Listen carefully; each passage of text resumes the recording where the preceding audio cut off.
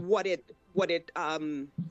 suggests is more of a correctional approach as opposed to sending these children to adult prisons. And so what you end up seeing, if this is properly implemented, is that the children end up going to correctional facilities for children, which we have many across the country, and in Lagos State, and some of them I've been to. They are not. They're very different from, adult jail houses. So I think it's important that we put all of this in perspective. One, when they talk about jail term for children, we're talking about correctional facilities, for the most part across the country. Two, this is not a new direction. The only difference here is an increase in fine and some specifics in terms of, who gets what, and how many years, moving from 3 to 4 years to 5 years and things like that. And then lastly, I think it's important to know that when you do, even in countries where we don't have consistent rule of law and we don't have these laws being equally implemented across the country, we unfortunately cannot get into a position where there's no more law or there's no more enforcement of law at all. Because when that happens, things become worse and it leads to anarchy. So at least now you have some people that are somewhat concerned about, doing the right thing. When you don't have these laws or people don't know that these laws exist, it becomes terribly worse and it's more difficult to correct it eventually. So I think there's a lot of sentiment here, but I think we need to make sure we understand the facts of what's happening here and the impact of having no exam malpractice law that is stringent enough to deter children from it. These children need things that are strong enough to deter them from it. The point of law is to ensure that people do not break the law and to make it easy for them to break the law. When you talk about the deterrence, how is it done in the US there? Because in the university system here in Nigeria, when you're being caught for exam malpractices, sometimes you get expelled. So if you're lucky enough, probably they'll give you a suspension of maybe one semester or a session.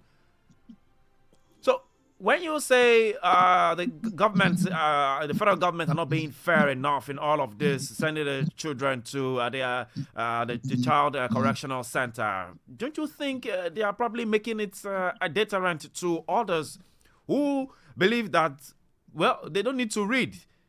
There is this slang. I don't know if you know this slang. Barrister Chetam, maybe you should know this slang too. They say it in Yoruba that eniba mowe, lo mowe. I don't know. I mean, Dr. Neroka, I don't know if you know this slang. Yes, I'm familiar with the slang. Yeah. Okay, Barrister Chetam, it says in English, it says he who knows the way knows the book. So if you know your way, definitely you come out well. That is simply what the slang is all about.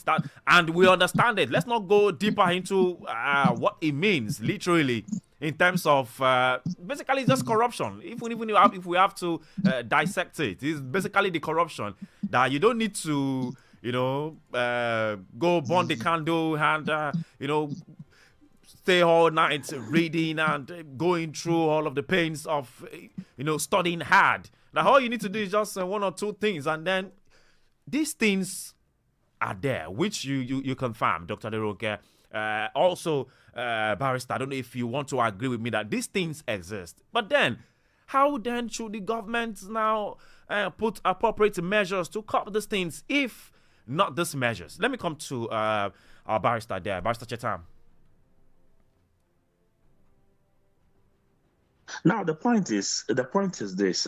Just to support some of the issues raised by Dr. Aderonke, I think it's also important to state that when you look at the Examination Malpractice Act, okay, laws of the Federation, and of course different sections. There are about how many sections in it, and it's please take us through the act too. Take us through the act too. I mean, let's. Okay. So first of all, it's not a new law. It's a law that has been there, but just like we said earlier on, the issue of implementation of the law is also a problem. And let me just do a quick discourse on about 12 of the sections. I think section 1 talks about cheating, Okay. fraudulent tricks or device, false pretense with intent to cheat, buying, sell, or procurement of any question paper. So a person guilty of such a crime, where the person is under 18, the person is expected to be to go to jail for a jail term not exceeding 3 years, or a fine of 100,000 naira, which is being now increased to 500,000 by the new proposal by this current minister. Then, under that same offense, if the person is 18 and above, maybe principal, teacher, examiner, and all that, such a person is liable to a 4-year jail term without the option of fine. Okay. Then, section 2 talks about stealing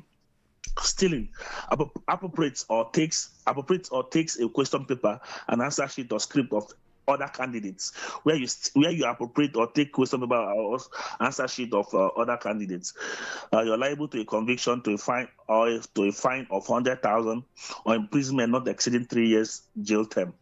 Impersonation, that is false representation as a candidate, if under 18 years of age, is liable to a conviction, to a fine of 100,000, or imprisonment not exceeding 3 years jail term, or both. In case of principal, teacher, and all that, is a jail term of 4 years without the option of fine. In any other case, 3 years jail term without the option of fine. Then section 4 talks about disorderliness at the examination hall. They say fine not exceeding 50,000, jail term not exceeding 3 years, or both. Then section 5 talks about disturbance at examination. If you're under 18, conviction to a fine of 100,000 or jail term not exceeding 3 years. In other case, jail term of 4 years to 5 years without the option of fine. Conduct at the examination hall. There is a misconduct or failure to obey any lawful order of the invigilator. You're liable to a conviction, to a fine not exceeding 50,000, or jail term not exceeding 3 years. Obstruction of a supervisor, invigilator, or agent of the examination body in the performance of his duty. A fine of 100,000, or jail term not exceeding 3 years, or both. Then, section 8 talks about forgery of results, slip, or certificates. If under 18 years of age, you're liable to a fine of 100,000, or jail term of 3 years, or both. In other cases, that is where you exceed 18 years, you are liable to imprisonment for a 4 to 5 years jail term without option of fine. Breach of duty, a person in charge of conduct of an exam without reasonable cause before, during, or at any time thereafter fails to perform that duty fraudulently, negligently, or perversely. Fine not exceeding 50,000, jail term 3 years, or both. If employed to mark examination paper, alters or tampers with scores, is liable to a conviction of a jail term of 4 to 5 years without option. Conspiracy and aiding is 100,000, jail term not exceeding 3 years for people under 18. Then for people above 18, 4 to 5 years without option of fine. Section 11 talks about the conviction for an alternative offense, where a person is trying for an attempt to commit an offense, but there's evidence that